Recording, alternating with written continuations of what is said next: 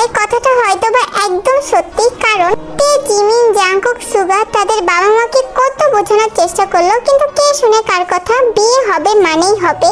কেউ কারোর কথা একদমই শুনছিল না। আর শেষ পর্যন্ত তে, জাংকুক, জিমিন আর সুগার বিয়ে হতে যাচ্ছে। রাতের বেলায় জিমিন আর তে মনমরা হয়ে বসেছিল তাদের রুমে। তে বলে, এই জিমিন। তে কপালে হাত দিয়ে বলে, শেষমেশ তোর এই পাগল ভাইটাকে আমাকে বিয়ে করতে হবে। আমার জীবনটা তেনাফেনা করে দিব তোর ভাই। তোর ভাই কি ভালো মানুষ? তোর ভাই আমার জীবন তেজপাতা করে দিব। আমার ভাই তাও একটা জাতের আছে, কিন্তু তোর ভাই তো বেজাত। ঠিক, আসলে আজকে তারা দুজন একসাথে ঘুমাবে, এই জন্য এইসব আজাইরা গল্প করতে করতে তারা ঘুমিয়ে যায়। ওদের পার্লারের কিছু মেয়ে সাজিয়ে দিচ্ছে। তে আর জিমিনকে দেখতে অপরূপ সুন্দর লাগছিল। দুইজনেরই একই শাড়ি, বাঙালি, এক কথায় বাঙালি স্টাইলে শাড়িটা পরানো হয়েছে। একজন পার্লারের মেয়ে তেকে বলে, আপু তুমি মুখটা এভাবে করে আছো কেন? ভালো লাগছে না তাই। ও মা, সে কি, তোমার বর কি ভালো না নাকি? সে তোমাকে বুঝতে হবে না। বিয়ের পরে অনেক আদর দিবে দেখো। আদর? কিসের আদর? ও মা, সে আমি কি করে বলবো, বিয়ের পরেই বুঝতে পারবা কোন ধরনের আদর দেয়। তের বুকে তো ভয় ঢুকিয়ে দিল পার্লারের মেয়েটা, কারণ তে এইসব বিষয়ে এতটা বেশি ভাবে না। কিন্তু এখন সে ভাবছে যদি জাংকুক ভাইয়া তার সাথে জোর জবরদস্তি কিছু করে। জিমিনের চিন্তাও এক, সুগা ভাইয়া আবার জোর জবরদস্তি করবে না তো। এইগুলোই ভাবতে থাকে দুই ছাগল। দুইজন দুইজনের দিকে তাকাতাকি করে। তারপরে তে একটা ঢোক দিলে আর জিমিন সেই সুযোগটা নিয়ে তেকে বলে, দেখিস খাট ভাঙিস না জানো। কি? আমি কেন খাট ভাঙতে যাব? আমার ভাই এবার ভালোই মাসুদ আছে। তুই কিভাবে বুঝলি? বুঝি সবই বুঝি। ভাই আমার আগে শুধু মেয়েদের দিকে তাকিয়ে মুচকি মুচকি হাসতো, বুঝলি? সত্যি তাই? তাহলে বলছি কি, অনেক বেশি রাগ হতে থাকে যে তার হবু জামাই কিনা মেয়েদের দিকে তাকিয়ে মুচকি মুচকি হাসে। সে তো মনে মনে ভাবতে থাকে, একবার বিয়েটা হোক, একদম পাড়ায় মুখ দিয়ে মেয়েদের দিকে তাকিয়ে মুচকি মুচকি হাসা বের করে দিব। জাংকুক আর সুগারকে কয়েকজন ছেলে মিলে ধুতি পরিয়ে দিচ্ছে। হাজারবার না করা সত্ত্বেও তারা এক প্রকার জোর করে জাংকুক আর সুগারকে ধুতি পরিয়ে দিচ্ছে। এই ধুতি কি সামলানো যায়? তাদের মুখে এক রাশ বিরক্তির ছাপ। ধুতি পরানোর একটা ছেলে বলে, হ্যাঁ হয়ে গেছে ভাই, হয়ে গেছে, এবার যা। তোরা চল চল। তারা সেখান থেকে চলে গেল এবং জাংকুক তাদের পিছনে দাঁড়িয়ে একটা বিরক্তি ভাব নিল। সুগা জাংকুককে বলে, জাংকুক, তোর বোন যে জল্লাদ না, আল্লাহই জানে আমার সাথে কি হয়। তোর বোন তো আরো ভালো, হাতি একটা। এসব স্যার ভাই, বিয়ে তো করতেই হবে না। বিয়ে তো করতেই হবে। ওদের বাড়ির পিছনে একটা বড়সড় বাগান আছে, সেখানেই তাদের হলুদ দেওয়া হচ্ছে। ছেলেরা এক পাশে আর মেয়েরা আরেক পাশে, মানে জাংকুক আর সুগা এক পাশে আর তে আর জিমিন আরেক পাশে। প্রথমে জাংকুক আর সুগাকে হলুদ দেওয়া হলো। নিয়ম অনুযায়ী যখন জাংকুক আর সুগার গায়ে হলুদ শেষ হবে, তখন তে আর জিমিনের গায়ে হলুদ শুরু হবে। জাংকুক আর সুগার গায়ে হলুদ শেষ হয়, এখন পালা জিমিন আর তের। জাংকুক অলরেডি অনেক বেশি হলুদ দিয়ে মাখামাখি হয়ে গিয়েছে। জাংকুকের মুখের হলুদ পুরো চারিপাশে আছড়ে পড়ছে।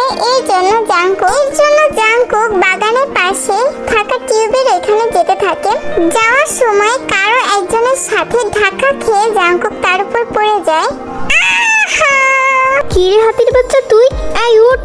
তুমি এখানে কি করছো? হ্যাঁ, এই মুখ সামলে কথা বল, না হলে কিন্তু একটা থাপ্পড় খাবি। আমি এখানে কি করছি মানে তুই এখানে কি করছিস? কানা কোথাকারের।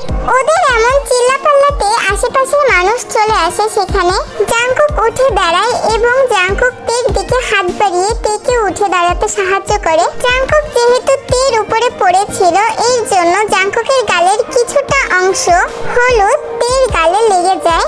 এটা দেখে জিন বলে, আরে জাংকুকের হলুদ তো তেল লেগে গিয়েছে। এবার আয়ু বলে, হ্যাঁ তাই তো, এখন কি হবে? কিছুই হবে না, তাই তোরা যা। তে জাংকুককে দেখে একটা ভিঞ্চি মেরে সেখান থেকে চলে যায় আর জাংকুকও তার জায়গায় চলে যায়। এভাবেই সেদিনটাই তাদের গায়ে হলুদ দেওয়া শেষ হয়।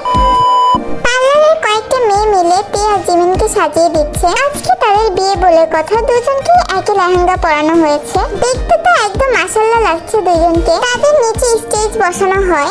জাংকুক আর সুগা কিছুক্ষণের মধ্যেই সেখানে চলে আসে।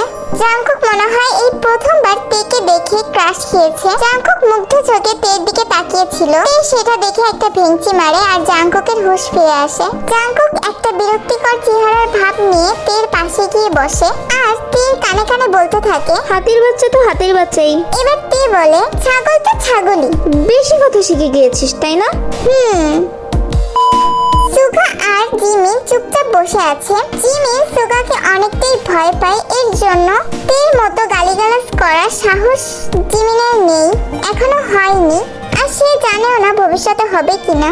জিমি আর চোখে সুগাকে দেখছিল। হঠাৎ করে সুগা বলে ওঠে, এই just looking like a cow, just looking like a snake. সে বলার 1 সেকেন্ডের মধ্যেই জিমিন তার জিহ্বা কাটে। সরি সরি, আসলে আমি এটা বলতে চাইনি। সুগা চোখ ঘুরিয়ে ওইদিকে তাকায় থাকে আর কোনো কথাই বলে না। ওদের বিয়েটা খুব সুন্দরভাবে ধুমধামের সাথে হয়ে যায়। এবার আসে বিদায়ের পালা জিমিনের। তের তো কোনো ফিলিংসই নেই, কারণ সে এই বাড়িতেই থাকবে আর তার মা বাবা তো এমনিতেই গ্রামে থাকে। আর আরেকদিকে জিমিন তো কান্না করে ভাসিয়ে ফেলছে। জিমিন তো সুগার সাথে সুগার ফ্ল্যাটে গিয়ে থাকবে। আবার অনেকটাই মন খারাপ হচ্ছে, এতদিন তো সে তের সাথেই ছিল। তেরও অনেকটাই খারাপ লাগছিল শুধু জিমিনের জন্য। আবার এটা ভেবে অনেক কষ্ট লাগছিল যে নিজের বাবা মা এখন পর হয়ে যাবে, কবে না কবে আবার দেখা হয় তার বাবা মার সাথে। এইসব ভেবেই তের চোখ দিয়ে 2 ফোঁটা জল গড়িয়ে পড়ে। এইটা দেখে জাংকুক বলে, ও সূর্য আজকে কোন দিকে উঠেছিল রে? তুই আবার কাঁদছিস? তে তো অশ্রু ভিজা চোখ নিয়ে জাংকুকের দিকে তাকায়। জাংকুক এবার নিজের হাসি বন্ধ করে একদম মলিন হয়ে যায়। এবার জাংকুক তের কাঁধে হাত দিয়ে তাকে শান্ত করার চেষ্টা করে আর তে অনেক বেশি কান্না করতে থাকে এবারে। অন্যদিকে জিমিনকে তো একরকম টেনে হিস্ট্রি গাড়ির মধ্যে তোলা হয়েছে, অনেক কষ্ট করে তুলেছে সুগা। তার আগে জিমিন তেকে দেখতে চায়। তে গাড়ির সামনে গিয়ে দাঁড়ায়। ভালো থাকিস তে, আবার আসবি ঠিক আছে? আর যখনই এই তের কথা মনে পড়বে না, তখন একটা কল দিস ঠিক আছে? আচ্ছা। এই বলে তে আর সেখানে দাঁড়াতে পারে না। তে এক দৌড়ে তার ঘরে চলে যায়। যতই হোক একসাথে অনেক খুনসুটি ছিল তাদের মাঝে। রাতে জাংকুকের রুমে তেকে দিয়ে আসা হয়। তের কোনো কিছু ভালো লাগছে না। অসময়ে গিয়ে নিজের একটা লাল রঙের পিস পরে শাড়ি বদল করে সে এসে খাটের উপরে বসে থাকে। রুমে কিছুক্ষণ পর জাংকুক আসে। জাংকুককে দেখে তে দাঁড়িয়ে পড়ে। জাংকুক এটা দেখে তের উদ্দেশ্যে বলে ওঠে, যা গিয়ে ঘুমিয়ে পড়। তে গিয়ে এক পাশে শোয় আর জাংকুকও তের পাশে গিয়ে শুয়ে থাকে আর মাঝখানে একটা বড় কোলবালিশ দিয়ে রাখে।